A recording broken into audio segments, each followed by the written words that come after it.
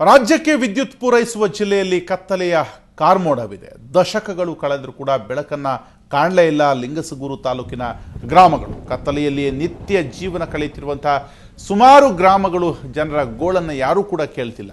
ಜನಪ್ರತಿನಿಧಿಗಳು ಚುನಾವಣೆಯಲ್ಲಿ ಮಾತ್ರ ಗ್ರಾಮಗಳಿಗೆ ಭೇಟಿ ನೀಡ್ತಾರೆ, ಕುಗ್ರಾಮಗಳ ಸಮಸ್ಯೆಗೆ ಸ್ಪಂದಿಸದೇ ಹೋಗ್ತಾರೆ ಎನ್ನುವಂಥದ್ದು ಅಲ್ಲಿಯ ಗ್ರಾಮಸ್ಥರ ಅಳಲು. ರಾಯಚೂರು ಜಿಲ್ಲೆಯ ಜನಪ್ರತಿನಿಧಿಗಳು ಇಂತಹ ಒಂದು ಉದಾಸೀನ ಈ ಗ್ರಾಮಗಳ ಬಗ್ಗೆ ಏಕೆ ಎನ್ನುವಂತಹ ಪ್ರಶ್ನೆ ಕಾಡ್ತಾ ಇದೆ. ಸುಮಾರು 20ಕ್ಕೂ ಹೆಚ್ಚು ದೊಡ್ಡಿಗಳು ಇಂತಹ ಕತ್ತಲ ಕೂಪದಲ್ಲಿದೆ. ಇಲ್ಲಿ ಸುಮಾರು 100ಕ್ಕೂ ಹೆಚ್ಚು ಕುಟುಂಬಗಳು ವಾಸಿಸ್ತವೆ.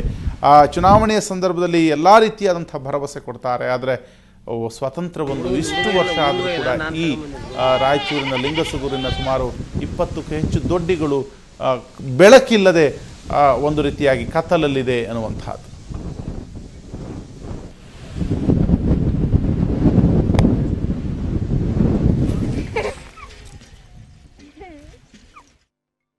ಕರೆಂಟ್ ಇಲ್ಲ, ದಾರಿ ಇಲ್ಲ, ಅದು ಎಲ್ಲ ಹುಡ್ರು ಸಾಲಿ ಓದಕ್ಕೇನು ಮಕ್ಕಳಿಗೆ ಅವಷ್ಟು ತೊಂದರೆ ಇದ್ರಿ. ರಾತ್ರಿ ಹೊತ್ತು ಏನು ಹುಳ ಬಂದ್ರೆ ಏನು ಕಾಣಲ್ರಿ, ಗೊತ್ತಿಲ್ರಿ. ಅವು ಎಲ್ಲ ಹುಡುಗರೆಲ್ಲ ಓದಕ್ಕ ಅಂಜಾಡ್ತಾವ್ರಿ, ಒಲ್ಲೆ ಅಂತಾವ್ರಿ ಹುಡುಗರು. ನಾವ್ ಏನ್ ಮಾಡ್ಬೇಕ್ರಿ? ಕರೆಂಟ್ ಮಾಡ್ಬೇಕು ನೋಡ್ರಿ. ಓಟ್ ಹಾಕ್ಸಿ ಅಂತಾರ್ರಿ, ಬಂದಾಗ ಹಾಕ್ತಿವಿ ಅಂತಾರ್ರಿ, ಹಾಕಲ್ರಿ. ಇಷ್ಟೊಂದು 60-70 ಮನೆ ಅದೇವ್ ಸರ್, ಒಟ್ಟ ಏನು ಇಲ್ಲ ನಮಗ. ಅವಾಗಲಿದ್ದು ಹಿಂಗೆ ಹೊಂಟಾರ, ನಾ ಮಾಡಿಸ್ತೀನಿ ನೀ ಮಾಡಿಸ್ತೀನಿ ಅಂತ ನಾವೆಲ್ಲ ಮುಪ್ಪಾದ್ವಿ, ತಿರುಗಿ ಎಲ್ಲ ಬೆಳಗಾದ್ವಿ, ಏನು ಬರೋವಲ್ಲ ನಮ್ಮ ಮಂದಿಗೆ. ಒಟ್ಟು ಏನು ಒಬ್ರು ನೋಡೋರಿಲ್ಲ ಬಿಡೋರಿಲ್ಲ. ಕರೆಂಟ್ ಅಂದ್ರೆ ಭಾಳ ತೊಂದ್ರಿ ನಮಗೆ. ಹುಳ ಉಪ್ಟಿ ಹುಡುಗರು ಸಾಲಿ ಓದಕ್ಕಂತ್ರ ಏನಿಲ್ಲ, ಕತ್ಲದಾಗ ಓದ್ತಾವ. ಓಟಿಗೆ ಏನದ ನಾವು ನಾಲ್ಕು ನೀನು ಹಾಕಂತ ಕೈ ಮುಕ್ಕಂತ ಕಾಲು ಮಾಡ್ಕಂತ ಬರ್ತಾರ್ರಿ. ಬಂದ ಮೇಲೆ ಒಳ್ಳೆ ನೋಡೋದಲ್ರಿ ಯಾರು. ಈಗ ಮಾಡ್ತೀವಿ ಅಂತ ಒಬ್ರು ಬರೋದಿಲ್ಲ, ಗೆದ್ದ ಮೇಲೆ ಹೋದ್ರೇನ ಆ ಕಡೆ ಕುಂದಿರ್ತಾರ. ಎಸ್, ಇದು ಲಿಂಗಸಗೂರು ಅಂದರೆ ರಾಯಚೂರು ಜಿಲ್ಲೆಯ ಲಿಂಗಸಗೂರು ತಾಲೂಕಿನ ಕೆಲವು ಗ್ರಾಮಗಳ ದುಸ್ಥಿತಿ ಅನ್ನುವಂಥದ್ದು. ಕತ್ತಲೆಯಲ್ಲಿಯೇ ಈ ಗ್ರಾಮಗಳು ಇದೆ.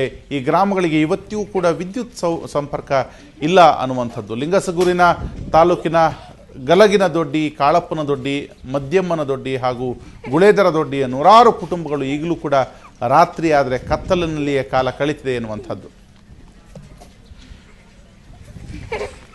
ಈ ಕುರಿತಾಗಿ ಮಾತಾಡೋದಕ್ಕೆ ಸ್ಥಳೀಯ ಶಾಸಕರಾದಂತಹ ಮಾನಪ್ಪ ವಜ್ಜಲ್ ಅವರೇ ಸಂಪರ್ಕದಲ್ಲಿದ್ದಾರೆ. ಸರ್ ನಮಸ್ಕಾರ. ಮಾನಪ್ಪ ಅವರೇ ನಮಸ್ಕಾರ. ನಮಸ್ಕಾರ ಸರ್, ಲಿಂಗಸಗೂರಿನ ಕೆಲವು ತಾಲೂಕಿನ ಈ ಕೆಲವು ದೊಡ್ಡಿಗಳಿಗೆ ಇವತ್ತಿನವರೆಗೂ ಕರೆಂಟೇ ಇಲ್ಲ, ರಸ್ತೆ ಇಲ್ಲ ಅನ್ನುವಂತಹ ಒಂದು ಅಳಲನ್ನ ಆ ಊರಿನ ಗ್ರಾಮಸ್ಥರು ತೊಡ್ಕೊಂಡಿದ್ದಾರೆ. ಚುನಾವಣೆ ಸಮಯದಲ್ಲಿ ನಮಗೆ ಬರ್ತಾರೆ, ಎಲ್ಲ ಆಶ್ವಾಸನೆಯನ್ನು ಕೊಡ್ತಾರೆ, ಆದರೆ ಇದುವರೆಗೂ ಒಂದೇ ಒಂದು ವ್ಯವಸ್ಥೆ ನಮಗೆ ಕೊಟ್ಟಿಲ್ಲ ಅನ್ನುವಂಥದ್ದು. ತಮ್ಮ ಗಮನದಲ್ಲಿ ಈ ಗ್ರಾಮಗಳಿದೆಯಾ ಸರ್?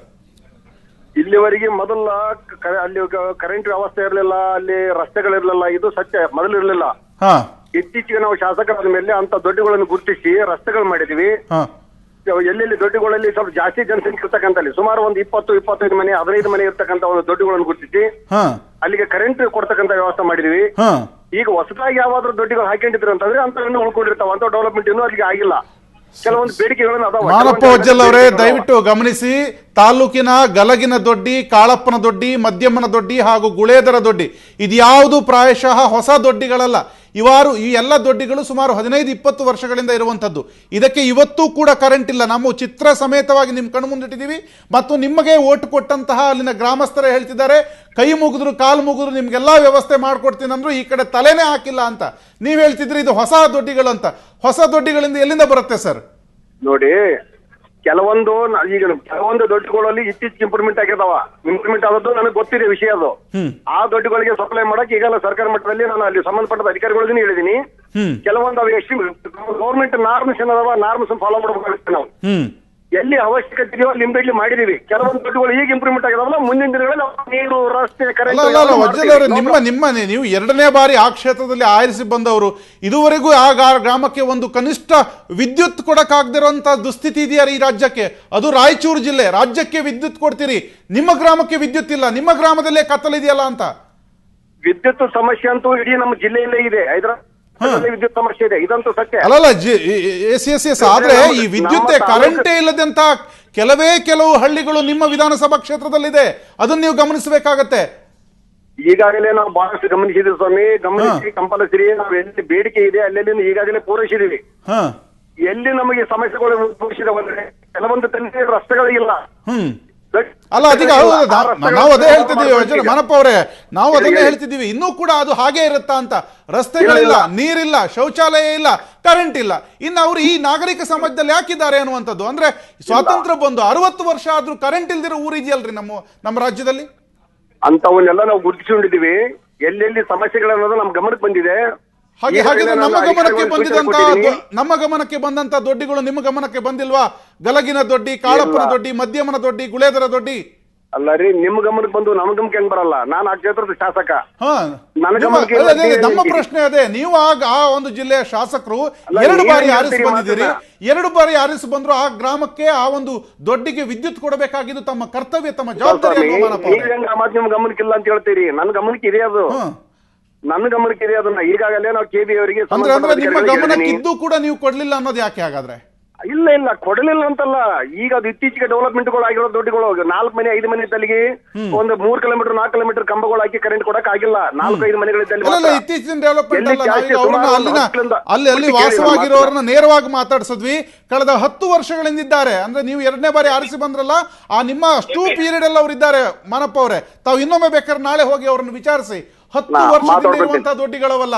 ಆದ್ರಿಂದ ಅದು ಇವತ್ತು ನಿನ್ನೆ ಹುಟ್ಟುಕೊಂಡಿರುವಂತಹ ದೊಡ್ಡಿ ಅಲ್ಲ. ಕರೆಂಟ್ ಕೊಡಬಹುದಿತ್ತು ಅನ್ನುವಂಥದ್ದು ನೋಡ್ತೀನಿ. ಎಲ್ಲಿ ಅಂತ ಸಮಸ್ಯೆಗಳು ಮಾತು ಇದೆ, ಎಲ್ಲಿ ಜನಸಂಖ್ಯೆ ಜಾಸ್ತಿ ಇದೆ, ಕೊಡಕ್ಕೆ ಅವಶ್ಯಕತೆ ಇದೆಯೋ ಖಂಡಿತವಾಗಿ ಅಂತ ಸಪ್ಲೈ ಕರೆಂಟ್ ಒಂದು ಭರವಸೆ ಇಟ್ಕೋಬಹುದಾ? ಆ ಒಂದು ನಾವೀಗ ಚಿತ್ರದಲ್ಲಿ ನೋಡ್ತಾ ಇದ್ವಿ, ಸಣ್ಣ ಮಕ್ಕಳು ಸ್ಕೂಲ್ಗೆ ಹೋಗೋದ್ ಬಿಟ್ಟು ಕೊಡಪಾನ ಹಿಡ್ಕೊಂಡು ನೀರ್ ತರುವಂತ ದೃಶ್ಯವನ್ನು ನೋಡ್ತಿದ್ವಿ. ಪ್ರಾಯಶಃ ರಾಜ್ಯದಲ್ಲಿ ಅಂತ ನಾಚಿಕೆಗೇಡಿನ ಸಂಗತಿ.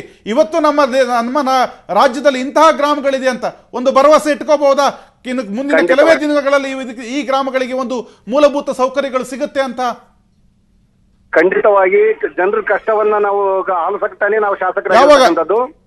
ಮುಂದಿನ ದಿನಗಳಲ್ಲಿ ಅಂತ ನಿನ್ನೂ ಗುರುತಿಸಿ ಏನೇನು ಮಾಡ್ಬೇಕು. ಈಗ ಒಂದು ಚಿತ್ರ ಸಮೇತ ವರದಿ ಇಟ್ಟಿದೀವಿ. ಆ ಒಂದು ದೊಡ್ಡಿಗೆ ತಾವು ಭೇಟಿ ಕೊಡಬಹುದಾ ಸದ್ಯದಲ್ಲಿಯೇ? ಖಂಡಿತವಾಗಿ ಭೇಟಿ ಕೊಡ್ತೀನಿ. ಯಾವಾಗ ಹೋಗ್ತೀರಿ ಸರ್? ಗಡುವನ್ನ ಕೊಟ್ರೆ ನಾವು ಕೂಡ ನಿಮ್ಮನ್ನು ಫಾಲೋ ಅಪ್ ಮಾಡಬಹುದು ಅಂತ. ಜನರಿಗೆ ಒಳ್ಳೇದಾಗ್ಬೇಕಷ್ಟೇ ಒಟ್ಟಿನಲ್ಲಿ. ಖಂಡಿತವಾಗಿ ಅಲ್ಲಿ ಏನ್ ಸಮಸ್ಯೆಗಳದಾವ ನೋಡ್ಕೊಂಡು ಆ ಸಮಸ್ಯೆಯನ್ನ ಪರಿಹಾರ ಮಾಡ್ಲಿಕ್ಕೆ ನಾನು ಖಂಡಿತವಾಗಿ ಒಂದು ವಾರದ ಒಳಗಡೆ ಭೇಟಿ ಕೊಡಬಹುದಾ ಅಲ್ಲಿ? ಖಂಡಿತವಾಗಿ ಹೋಗ್ತೀನಿ. ಹೋಗಿ ಸರ್ ನಾನು ವಿಚಾರ ಮಾಡ್ತೀನಿ ಅದೇನ್ ಮಾಡ್ಬೇಕು ಸಮಸ್ಯೆ. ಓಕೆ, ಒಂದು ವಾರದಲ್ಲಿ ಭೇಟಿ ಕೊಡ್ತೀರಿ. 1 ತಿಂಗಳಲ್ಲಿ ಒಂದು ಕರೆಂಟ್ ಕೊಡುವಂತ ವ್ಯವಸ್ಥೆ ಮಾಡಬಹುದು? ಮಾಡ್ತೀನಿ ಖಂಡಿತವಾಗಿ ಮಾಡ್ತೀನಿ. ಖಂಡಿತವಾಗಿ ನಿಮ್ಮನ್ನು ಕೂಡ ನಾವು ಒಂದು ರೀತಿಯಾಗಿ ಈ ಒಂದು ಗ್ರಾಮಕ್ಕೆ ನಿಮ್ಮೊಂದಿಗೆ ನಾವು ಬರಲಿಕ್ಕೆ ಸಿದ್ಧ ಇದ್ದೇವೆ. ಒಟ್ಟಲ್ಲಿ ಆ ಗ್ರಾಮಕ್ಕೆ ಒಂದು ಮೂಲಭೂತ ಸೌಕರ್ಯ ಬರಲಿ ಅನ್ನೋದಷ್ಟೇ ನಮ್ಮ ಆಶಯ.